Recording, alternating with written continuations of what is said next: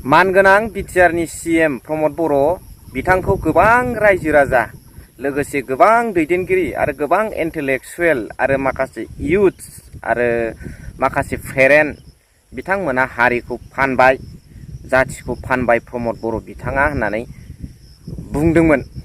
दा बेखौ लानानै प्रमद बर'आ मोनसे समाव मिडियानि गेजेरजों मिनि ओरैबायदि खोथा बुंदों जे जाथि हारि फाननायनि दखानखौ बबेयाव मोनो आरो बे दखानखौ मोनथिब्ला आंनो खोन्था होननानै बुंदों।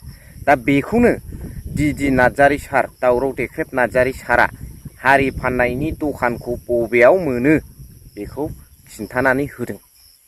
दा अब्ला नोंथांमोना बेखौ मोजाङै बे भिडिअखौ नायलांबानो प्रमद बर'आ जाथिखौ बबे दखानाव फानदों बेखौ मोनथिनो मोनगोन, थार गुबै ओंथियाव मिन्थिथारनो मोनगोन। दा जोबजासिम नायलांबानो जाबाय भिडिअखौ। माने हारि फानग्रा होननानै बुंदों। दा बे हारि फाननायनि दखानाव अबाव दं होननानै बे बाथ्राखौ बुङो आरोखि। अबाव मोनो हारि फाननायनि दखानाव अबाव दं, अबे दखानाव मोनो बे बाथ्राखौ बुंदों। बे लासिं बाथ्रा, बे प्रमद बर' सासे सिबा बे एफा गिदिर इस्युखौ लानानै बे गोरलै एखेरे नंथारै बाथ्रा बुंनाय, रायजो राजानि सिङाव फोलानाय, बेनिफ्राय देरसिन थगायसुला, बेनिफ्राय देरसिन माने फोलाग्रा, नंखाय खोथा बुंग्रा मिसलिया मानसि बेनिफ्राय थानो हाया रावबो। दा नोङो जाथि फाननायनि दखान बबाव दं फालाय, अबाव दखानाव थायो फालाय बेलाय? नोङो प्राइजोटिभ रायजोआ कलिताफोरनिसोमोन होननाय बुंनाय बे जाथि फाननाय जायाखै। बे आलिमेसा बर' नङामोन बियो, बे देसिफोरनिसोमोन होननाया माननाय जायाखै बेलाय? बे रायजो फाननाय जायाखै, जाथि फाननाय जायाखै बे। दा बेखौ जाथि फाननाय होनना बुङोब्ला, जाथि फानग्रा प्रमद बर' होनब्ला बेयाव मा भुल दं? बेथ' नंगौना। आरो बेल' मानो नोङो बिटिआर सुक्ति जाय खालामनानै लाबोबाय, बे बिटिआर सुक्तियाव नोङो बड'लेण्ड रायजो नाङा होननानै लिरना गारबाय। इन्ट्रडाक्सनाव नों रोखा मोनो, बिनि इन्ट्रडाक्सनाव नै बे बड'लेण्ड सुक्ति, बे माने बिटिआर सुक्ति, बेयाव रोखा मोनो बे जोंनो रायजो नांलिया होनना बुंनाय। बे रायजो नांलिया होनना बुंनाया बे रायजो फाननाय जायाखै, बे मानाय जादोंमोनलाय? इन्ट्रडाक्सन लिरदों जोंनो रायजो नांला, आसामखौ बुखावा जों, बेनो जों फाइनाल सलिउसन जाबाय बिटिआरानो। बे रायजो फाननाय जायाखै माथो जाखाबायलाय? आरो नों बे बिटिआर सुक्तियावनो लिरनानै दोनदों आरोबाव नोङो जे माने 3 साबक्लस 2आव जे बिटिसिनि बाउन्डारिखौ दानख'नांगौ, जिसिबां माने नन ट्राइबेल पपुलेसन थानाय दं 50% बारा, बेखौ दानख'जोबनांगौ होनना बुंबाय। बे रायजो फाननाय जायाखै ना मा जादोंमोनलाय? आरो नों बे बिटिआर सुक्तियावनो लिरबाय नोङो आरोबाव बिटिआरखौ प्रिन्सिपाल सेक्रेटारि सालायनाय नङा, सिइअ'आ सालायगोन। बे मानो जाखो? बे रायजो फाननाय जायाखैब्ला? आरो नों बे बिटिआर सुक्तियाव नोङो बुंबाय नोङो जे 4.6आव जे माने माबाखौ मा होनो बे बिटिसिखौ डिसिफोरनो सालायनो थाखाय पावार हरनाय, बे बिटिआर सुक्तियावनो दङ 4.6आव। अब्ला नों रायजो फाननाय जायाखै माथो जाखो बेलाय?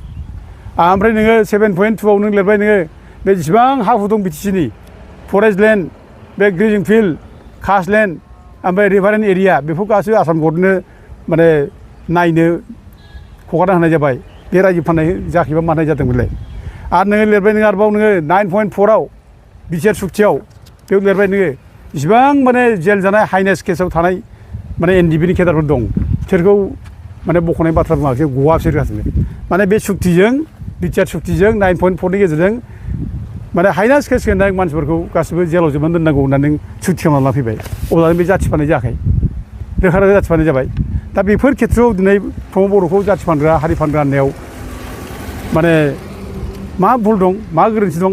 आरो बेखौ बिथाङा जुदि बुङोब्ला अबे दखानाव मोनो, रायजो फाननाय दखानाव अबाव दं होनना बुङोब्ला, बेनिफ्राय जगन्यसिन नेता मा थानांगौ? एथ' थुलुङा भाषा, एथ' जगन्य भाषा, एथ' सिरियास भाषाखौ दिनै बे माने एथ' सिरियास मेटारखौ दिनै बे अबेबा दखानाव नागिरनो थिनबाय। बे दखानाव मोनो नामा बेखौ? बे लेखायाव नायबानो जाबाय ना, बे नोंनो रायजो नांला होननाय बे बिटिआर सुक्तियावनो दंना।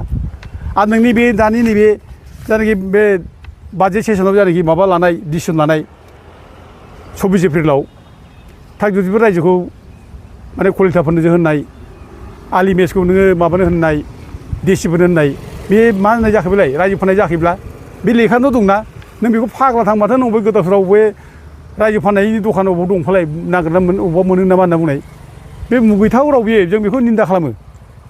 आं बेखौनो दा बर' रावजों बुंलायदों प्रमद बर' बिथांखौ, जे नोंथाङा रायजो फाननायनि जुदि दखान नागिरनानै मोनाखिसैब्ला, दखानसो नागिरबायबायब्ला, नों रायजो फाननानै फैनाय लेखाखौ नागिरना मोनाखिसैब्ला, नोङो दखानसो नागिरबायब्ला, नोङो बे माबानि भरालिनि सारियाव हाबनानै नागिरदो नोङो। रायजो फाननायनि डकुमेन्टखौ नों बेयावसो मोनसिगोन नोङो लाजिनांगौ बिदि बाथ्रा बुंनो दा दिनै नों लेखा रोखा दंजोबो गासैबो नों रायजो फाननाय लेखाफ्रा रोखा दं नों अबे दखानाव नागिरनाय बाथ्रा बुंदों नोंलाय दा बे सिरियास बाथ्रा जों दिनै बिटिसिआव दाबि खालामो इमिडियेटलि बेखौ माने केन्सेल खालामनांगौ बे प्रागज्यतिसपुर रायजोखौ जे कलिताफोर होननाय बेखौ जों माने केन्सेल खालामनांगौ इमिडियेटलि आरो केन्सेल खालामाबा लासिंसिं जागोन बर'फ्रा दिनै आलिमेसनि बाथ्रा बेखौ जुदि देसिफोरजों हगारना होयोब्ला बर'फ्रा लासिंसिं जागोन कलिताफ्रा रंजा खुसि मालाय बिरादनो प्रागज्यतिसपुर रायजो दिबस पालन खालामगोन जों बेखौ बोरै सैज्य खालामनानै नायबाय थानो फालाय जों बोरै सैज्य खालामनो 22 डिसेम्बरखौ कलिताफोरनो हगारदों रेस्ट्रिक्टेड हलिडे बिसोर मालाय 22 डिसेम्बरखौ माने रंजा खुसि माने पालन खालामगोन दा जों बर'फ्रा लासिंसिं गावनि रायजोखौनो नोङो मालायनो हगारनायनि उनाव बिसोर रंजाब्ला जों सिरि नायबाय थानो जाहैबाय लासिंसिंनो बेदबा माने मेटार बे सिरियास मेटार बे सिरियास मेटारखौ दिनै माने जोङो बर'फ्रा बयबो बेखौ अपोज खालामनांगौ स्ट्रंलि जारिमिन गैयाबा जाथिया खुनु जेबो थाया जारिमिनासो असे सिनायथि बे जारिमिनखौ जों लाखिनांगोन बेखायनो जों बयबो बर'नि आफादखौ खावलायदों दिनै दुलाराय बर' फरायसा आफादखौ दिनै जों मा बुंबावनो बेथ' दालाल जानानै थाबाय गभर्नमेन्टनि जेबो बुङा बिसोर फंसे खोथा बुङा दिनै बेफोर बाथ्राखौ बेफोर बर'मोनहा बुंनांगौमोन रायजो बिग्रा मानसि बिसोरो जाथिनि खोथा बुंग्रा मानसि बिसोरो बर' जाथिनि जों खुनु दिन जों माने माबा खालामनो हाया नायनानै थानो हाया जोङो जाथिनि मावो जों होग्रा मानसि दिनै रायजो फाननाय बाथ्रा बुंबाय कलिताफोरनोसो होनना माने माबाया बुंबाय प्रमद बर'आ प्रागज्यतिसपुर रायजोखौ बे समाव डिफेन्स बर'आ सिरि थायोब्ला बेफोर लासिंसिं मा जानांगौ बेलाय दा आं बयबो आफादखौ खावलायदों दा दिनै बर' समाजा जोंनिया जोंजों लोगो लाफानानै बुंदों बिथांमोनाबो आगोलाव दा बुंफिननांगौ बिथांमोना बुंफिननांगौ जे बेखौ उइद्र खालामनांगौ केन्सेल खालामनांगौ आरो जों बेखौ जानो होआ मानोना जोंनि सिनायथिया गोमागोन बेखौ माबायोब्ला कलिताफोरनो हगारनाय जायोब्ला आरो बेखौ मिथिनाया मोजां रोखानो आलिमेसआ बर' राजामोन बे रंपुर एरियानि माने राजामोन बियो 1206 जेब्ला बक्टेट खिलजिया कामरुप हाबफैयो बे 10,000 गराय 10,000 सैन्य लानानै हाबफैयो बे समाव बे बिसाल बे गिलु बालु पावार फर्सखौ नुनानै आलिमेसआ बिसोरनि सायाव माने बदन जायो ओमफ्राय बेयावनो बे गावनि धोरोमखौ गारनानै माने इस्लाम धोरोम हाबो बे समनिफ्रायनो बियो आलिमेस नाम लायो दा गथे जोंनिसो सिनायथि बेखौ जों मालाय होनो हाया दा बेफोरबायदि जारिमिनखौ जों जाहाथे मालायनो गथायनायखौ जों अपोज खालामो आं बेखौ बयखौबो खावलायो नुनो मोनबाय खोनानो मोनबाय आरो बुजिबायबो जोबनायाव मा सानो कमेन्ट हरबानो जाबाय स थेंक इउ भेरि माच फर वाचिं लाभ इउ अल